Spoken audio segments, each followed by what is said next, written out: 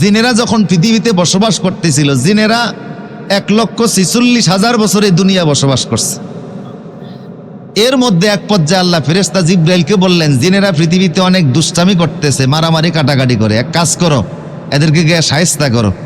ফেরেশতা জিব্রাইলের নেতৃত্বে অনেক ফেরেশতারা জমিনে আইসা জিনদেরকে শায়েস্তা করতে লাগলেন। কিছু কিছু জিন ফালাইয়া গেল, কিছু সাগরে চলে গেছে, কিছু জঙ্গলে চলে গেছে, কিছু পাহাড়ে চলে গেছে, কিছু ফেরেশতাদের কাছে মারা পড়ছে। তো জিব্রাইল দেখে যে গোটা জমিনের মধ্যে, সরল জমিনের ভিতরে কোনো প্রাপ্তবয়স্ক জিন নাই, সব দৌড়িয়া চলে গেছে, আর যেগুলি আছে মারা পড়ছে। কিন্তু একটা বাচ্চা জিন দেখা যায়। এনি বাচ্চা জিনটার প্রতি দেখে ওনার মায়া লাগছে। বাচ্চাটাকে উনি কার কাছে দিবেন, ডাকতে লাগলেন, এই বাচ্চা ফেলে গেছো কে? বাবা মাকে ডাকতে লাগলেন, কোনো বাবা মা সাড়া দেয় না। তো জিব্রাইল কুলে কইরা বাচ্চাটাকে নিয়ে আসমান পর্যন্ত 7 আকাশের উপরে চলে গেছে। আর সে আজিমের নিচে যাওয়ার পরে আল্লাহ বললেন, কি করছো? আপনার নির্দেশ অনুযায়ী জিনেরা দুষ্টামি করতেছিল, তারাইয়া দিয়ে আসছে। তো তোমার কুলের মধ্যে কে? একটা বাচ্চা জিন। এই বাচ্চা জিন কুলে করে আনছো কেন? কয়ের বাবা মারে খুঁজা পাই না, দেখি কান্নাকাটি করতেছিল, তাই কুলে করে নিয়ে আইছি। তা আল্লাহ বলেন, জিব্রাইল, বাচ্চা দেখতে তোমার কাছে আদর লাগছে, মায়া লাগছে, এই বাচ্চা যে কি আমি আল্লাহ জানি। এক কাজ করো, 7 তবক জমিনের নিচে এটারে রাইখে আসো। তাফসিরে মাআলিমুত তানজিলের মধ্যে আসছে, সাফাতুত তাফাজিরের মধ্যে আসছে, তাবারের মধ্যে এসেছে। 7 তবক জমিনের মধ্যে এটারে রেখে আসো, ওর খাওয়া দাওয়ার ব্যবস্থা করো, শিক্ষার ব্যবস্থা করো।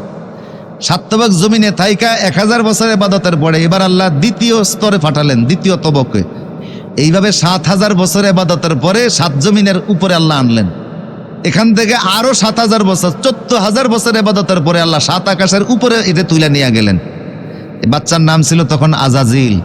সেখানে 1 লক্ষ বা 2,40,000 বছর সে ইবাদত করে। এখন সে ফেরেশতাদের সাথেই থাকে। আল্লাহ যখন বললেন আদমকে সিজদা করো, সবাই সিজদা করছে। এই বাচ্চা তো তখন আর বাচ্চা না, তখন তো 2,40,000 বছরের বুড়া মানুষ। এ তো সিজদা করে নাই। ফেরেশতারা এক সিজদায় 500 বছর পর্যন্ত ছিল। কারে সিজদা করছে? আদম আলাইহিস সালামকে। আদম আলাইহিস সালামকে সিজদা করতে গিয়ে তারা 500 বছর সিজদায় পড়েছিল। সিজদা থেকে যখন একযোগে মাথা তুলছে, দেখে সবাই সিজদা দিছে, কে দেয় নাই? আজাজিল, শয়তান, সে সিজদা দেয় নাই। এই দৃশ্য দেখে ফেরেশতারা আবার সিজদা দিছে, যেন তাদের সাথে সে সিজদা নত হয়। কারণ আল্লাহর আদেশটা ছিল আম, সবাই সিজদা করো, উসজুদু। ফেরেশতারা আবারও সিজদা দিছে। দ্বিতীয় সিজদায়ও শয়তান শামিল হয় নাই, সে মাথা উঁচু করে রাখছে। ফেরেশতারা মাথা তুইলা দেখে সে দ্বিতীয় সিজদায়ও শামিল হয় নাই। তখন আল্লাহ বলে দিলেন, সে যেহেতু আমার আদেশ পালন করলো না, কাজে সে শয়তান হয়ে গেল। কথা বুঝতেছেন কিনা? এই যে ফেরেশতারা 2 বার সিজদা দিল, এই জন্য আমাদের নামাজের প্রত্যেক রাকাতে আল্লাহ 2টা সিজদার ব্যবস্থা করে দিয়েছেন। কারণ ফেরেশতারা 2 সিজদা দিয়েছে, এই জন্য আমাদের প্রত্যেক রাকাতে কয় সিজদা? 2 সিজদার ব্যবস্থা আল্লাহ সুবহানাহু ওয়া তাআলা করে দিয়েছেন। সে সিজদা দিল না, অহংকার করলো, পরিচয় দিল যে আমি আদমের থেকে উত্তম, এই জন্য তারে সিজদা দেয় নাই। আল্লাহ বললেন, তুমি আমার রহমত থেকে দূরে সরে গেছো, তুমি এবার চলে যাও। সম্মানিত প্রিয় সুধী, সে আল্লাহর রহমত থেকে দূরে সরে গেল। এর পরবর্তীতে আদম আলাইহিস সালামকে আল্লাহ এবার জান্নাতে তুললেন। এই সিজদার আয়োজনটা ছিল দুনিয়াতে। আদম আলাইহিস সালামকে এবার আল্লাহ ফেরেশতাদেরকে বলেন, জান্নাতে নিয়ে যাও। আদম জান্নাতে গেলেন। মুহররম মাসের 10 তারিখ জুমার দিন শাস্তের নামাজের সময় ফেরেশতাদের একটা মরমর পাথরের খাটের মধ্যে করে আল্লাহ আদমকে জান্নাতে যাওয়ার ব্যবস্থা করে দিয়েছেন। আদম আলাইহিস সালাম জান্নাতে 120 বছর ছিলেন। 120 বছর থাকাকালীন সময়ে প্রথম যখন আদমকে জান্নাতে নেয়, তখন আদম তন্দ্রাচ্ছন্ন অবস্থায় ছিলেন, ঘুমের অবস্থায় ছিলেন। ঘুমের হালতে আল্লাহ ওনার ভিতর থেকে, বাম পাজরের ভিতর থেকে একটা হাড় বের করলেন। ওই হাড় দ্বারা আল্লাহ ওনার স্ত্রী হযরত হাওয়া আলাইহিস সালামকে তৈরি করলেন। সুবহানাল্লাহ বলবেন না? আমার প্রিয় সুধী, হাওয়া আলাইহিস সালাম, আদম আলাইহিস সালাম ঘুম থেকে উঠলেন, দেখেন কি যেন নাই অনুভব করতে লাগলেন, শূন্যতা লাগতে লাগলো। পাশে তাকিয়ে দেখেন একজন মহিলা। ফেরেশতারা বললেন, উনি আপনার স্ত্রী, বিবাহ হবে, তারপরে স্ত্রীকে নিয়ে আপনি একসাথে থাকবেন। বিবাহ কে পড়াবেন? আল্লাহ নিজে বিয়ে পড়ালেন। আল্লাহ নিজে বিয়ের খুতবা দিলেন। খুতবাটাও হাদিস শরীফের মধ্যে আছে, তাফসিরে তাবারের মধ্যে এসেছে। আলহামদুলিল্লাহ, আলহামদুল্লাযী আল কিবরিয়াউ ওয়াল আযমাতু আনা। আল্লাহ বললেন যে অহংকার, প্রশংসা, সানা বলতে যা বুঝায় সবটা আমি আল্লাহর জন্য। আদম আমার হামদ এবং সানা মহারানাকে ধরে এ হাওয়াকে তোমার সাথে আমি বিবাহ দিলাম, তোমার বাম পাজরের হাট থেকে আমি আল্লাহ তাকে বের করেছিলাম। আল্লাহ নিজে খুতবা দিলেন, আল্লাহ নিজে দুইটা বিবাহ পড়াইছেন আসমানে। একটা বিবাহ পড়াইছেন আদম আলাইহিস সালামের, আরেকটা বিবাহ পড়াইছেন রাসূলুল্লাহ। রাসূল সাল্লাল্লাহু আলাইহি ওয়াসাল্লামের একটা সূরা আহজাবের 37 নম্বর আয়াতে আছে, রাসূলের স্ত্রী ছিলেন হযরতে জয়নব বিনতে জাহাশ। তিনি আল্লাহ রাসূলের আপন ফুফাতো বোন ছিলেন, কিন্তু ওনাকে রাসূল বিয়ে দিয়েছিলেন রাসূলের পালক পুত্র হচ্ছে যায়েদ বিন হারেসার সাথে। জাহিলি যুগে একটা নিয়ম ছিল, পালক পুত্ররা আপন পুত্রের মতোই সম্পত্তির ভাগ পাবে, আর পালক পুত্রদের স্ত্রীকে বিবাহ করা বাবাদের জন্য হারাম। কিন্তু ইসলাম আল্লাহ বুঝাইতে চাইলেন যে না, পালক পুত্র আর আসল পুত্র এক হতে পারে না। আমাদের দেশে দেখবেন মুখ বলা বাপ ডাকে, কথা বলেন না, আছে না? কি ডাকে?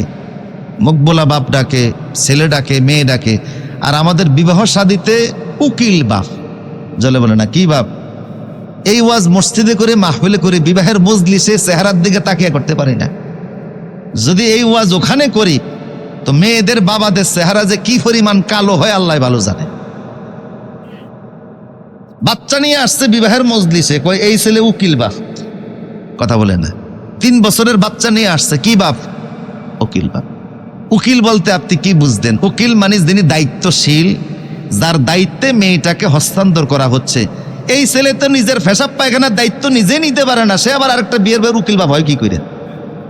বুঝেন না মনে হয় কথা আপনারা। 3 বছরের বাচ্চা নিজের পেশাব পায়খানার দায়িত্ব নিতে পারে, তা একটা বিবাহের দায়িত্ব নেই কি করে? কি চেঞ্জ, কি আকল মানুষের! কি করে নিয়ে আসলো একটা 3 বছরের বাচ্চাকে উকিল বাপ বানানোর জন্য? উকিল বাপ কে হবে? আপনি নিজে বাবা বাইচা থাকতে আরেকজনকে উকিল বাপ বানান কে? আপনার চাইতে এই মেয়েটার বড় দায়িত্বশীল কে আছে? উকিল মানে দায়িত্বশীল। আপন বাবার চাইতে বড় দায়িত্বশীল কে আছে? কথা বলে না, আছে কেউ? কে আছে? যার বাবা নাই তার চাচা হবে, যার চাচা নাই তার দাদা হবে, তার দাদা নাই তার আপন ভাই হবে।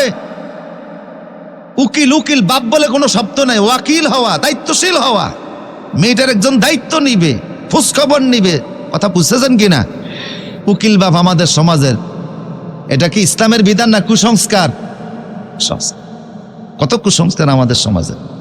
বাবার বাহিরে কে পারে এই মেয়েটার দায়িত্ব নিতে? তো সেই যুগে পালক পুত্রকে বলা হতো যে উনি আপন সন্তানের মতে। আল্লাহ বলেন যে না, এটা কুসংস্কার, বাদ দাও এটা। মুহাম্মদ সাল্লাল্লাহু আলাইহি সাল্লাম ওয়াকাযা আলাইহি ওয়াকাযাল্লাহ সূরা আহজাবের ভিতরে আল্লাহ পাক বলছেন জাওয়াজ না কাহা, আমি আপনি তালাক দেন। যায়েদ বিন হারেসাকে বললেন, জয়নব বিনতে জাহাজকে বলেন তালাক দিতে, তালাক দিয়ে দিছে। এবার আল্লাহ পাক বলেন রাসূল আপনি নিজে বিয়ে করেন। আপন যায়েদ ফালক পুত্র যায়েদ বিন হারেসা তালাক দিল, যারে রসুলের ছেলে, যাকে রসুল ছেলে বলে ডাকতেন, যাকে রসুল আদর করতেন ছেলের মতে, আপন ছেলে না, এটা পালক পুত্র। এই পালক পুত্র যে মেয়েটাকে তালাক দিল, এখন আল্লাহ বললেন যে আপনি এখন বিয়ে করেন। রসুল দেখলেন যে হায় হায় পরিস্থিতি খুব কঠিন, চতুর্দিকে খন্দকের যুদ্ধ দামামা বাজতেছে, ইহুদি খ্রিস্টান বৌদ্ধরা সব তাকিয়ে আছে রসুলের সঙ্গে যুদ্ধ করার জন্য।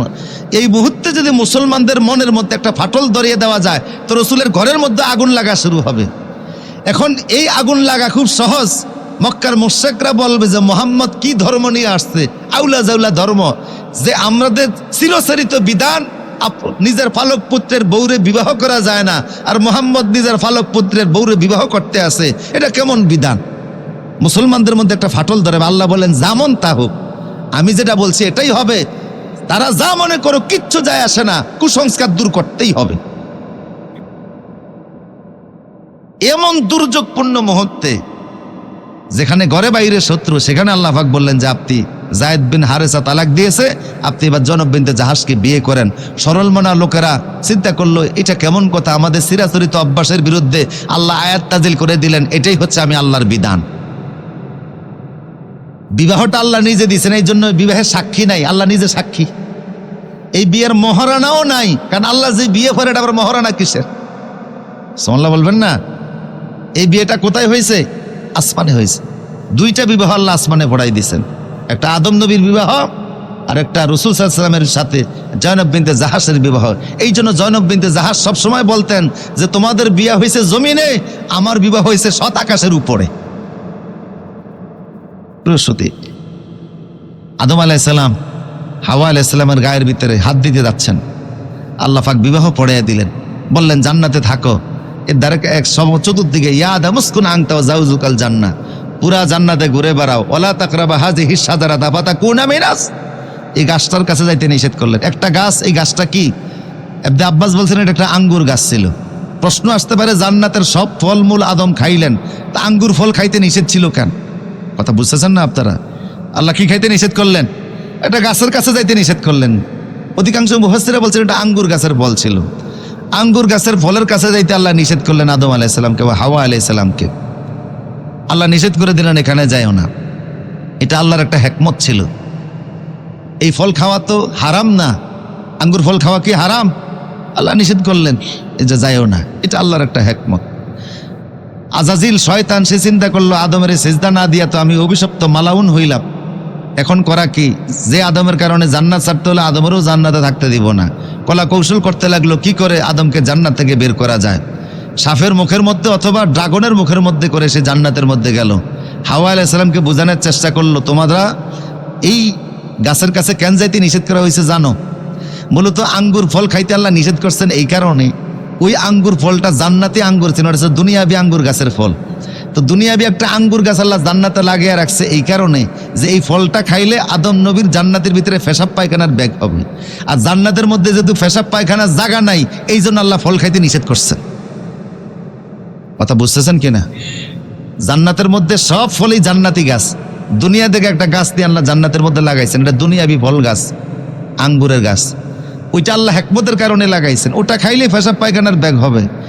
এই জন্য আল্লাহ বলছেন এটা তার কাছে, এটা খাইলেই তোমাদের পেশাব পায়খানার ব্যাগ হবে, আর ব্যাগ হলে দুনিয়াতে যাওয়া লাগবে, এই জন্য এটা দ্বারের কাছে যাইও না। তো জান্নাতি অন্য ফল খাইলে তো পেশাব পায়খানার ব্যাগ হয় না, এটা খাইলে হবে কেন? এটা আল্লাহ হিকমতের কারণে লাগিয়ে রাখছে। মুফাসসিররা বলেছেন যে আদম আলাইহিস সালাম এই জান্নাতের কাছে যান নাই, 120 বছর তিনি ছিলেন এই ফলের গাছের কাছে তিনি যান নাই।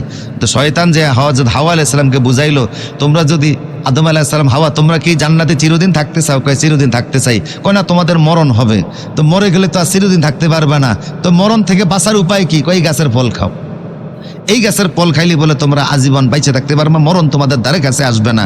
ভুল বুঝা আদম এবং হাওয়া খাওয়া চিন্তা করলেন, আবার অস্বীকার করলেন যে না খাবো না। তখন ইবলিস কসম খাইলো আল্লাহর নামে। কার নামে কসম খাইছে? ও কাসামাহুমা ইন্নী লাকুমা লামি, ও কাসামাহুমা আদম এবং হাওয়ার সামনে সে কসম খাইছে আল্লাহর নামে, ইন্নী লাকুমা মিনান নাসিহিন। কসম খাওয়ার পরে সে বলল যে আল্লাহর নামে কসম খাই, এরপরও কেউ বিশ্বাস করবে না। আদম এবং হাওয়া চিন্তা করলেন যে আল্লাহর নামে কেউ মিথ্যা কসম খাইতে পারে না। তখন তারা ফল খাইলেন, জান্নাতে পোশাক খুলে পড়ে গেল, এরপরে দুনিয়াতে তারা আসতে বাধ্য হলেন। এখানে যে একটা কথা বলা হয় যে পৃথিবীতে আসার পরে আদম এবং হাওয়া দীর্ঘদিন কান্নাকাটি করছে, এরপরে তওবা কবুল হয়েছে। অনেক মুফাসসির এটাকে অস্বীকার করেন, এই কারণে করেন যে আদম এবং হাওয়া জান্নাতে ভুল করছে, কান্নাকাটি জান্নাতেই করছে, জান্নাতে আল্লাহ মাফ করে দিছে। যারা আল্লাহ জান্নাতের মধ্যে মাফ করে দিছে সেখানে দুনিয়াতে আইসা আবার শাস্তি পাওয়ার দরকার নাই। দুনিয়াতে আসার সাথে আল্লাহ জিবরাইলের মাধ্যমে অনেক ফলমূল দিয়ে পাঠাইছে, আর বলে দিছে দুনিয়াতে ফলমূল হইতে দেরি হবে, খাদ্য খাবার হইতে দেরি হবে, সময় লাগবে, এই জন্য জান্নাত থেকে কিছু খাবার দিয়ে দাও, আপাতত যারা যেন খায়া বাঁচতে পারে, না খায় যেন না মরে। সম্মানিত প্রিয় শ্রোতা, সে আদম এবং হাওয়ার মাধ্যমে আল্লাহ আমাদেরকে দুনিয়াতে পাঠাইলেন। কোরআনের এই ফাতায় ফাতায় কথাগুলি আছে, প্রতিদিন তো আমরা পড়ে যাচ্ছি, 20টার পরে 20টা শুনতেছি। যদি অর্থ জানতাম তাইলে দেখতেন যে চোখ থেকে অনর্গল ফানি পড়তো, কোরআনের মর্ম বুঝতেন, মজা লাগতো, 1 সেকেন্ডের জন্য মন নামাজের বাইরে যাইতো না। এই জন্য আমরা চেষ্টা করব বাকি দিনগুলি কোরআনের যতটুকু তেলাওয়াত করা হয় অন্তত বাংলা অর্থটা দেখে আসবো মসজিদে। পারা যাবে না ইনশাল্লাহ? আল্লাহ তৌফিক দান করুন। দ্বিতীয়ত কথা হচ্ছে আমাদের এই মসজিদের নির্মাণ কাজ চলছে, 4th তলা এবং ছাদের উপরে 4th তলা টাইলস লাগানো হচ্ছে। সেখানে মসজিদের যে অনেক এই জুমার দিন মুসল্লি বাড়তেছে, অনেক লোকজন সেখানে আছে, এই জন্য এই নির্মাণ কাজে আপনাদের সহযোগিতা দরকার। মসজিদে আপনারা ইতিপূর্বে যে সহযোগিতা করতেন, এই সহযোগিতা আরও আল্লাহ যেহেতু 70 গুণ বাড়িয়ে দিয়ে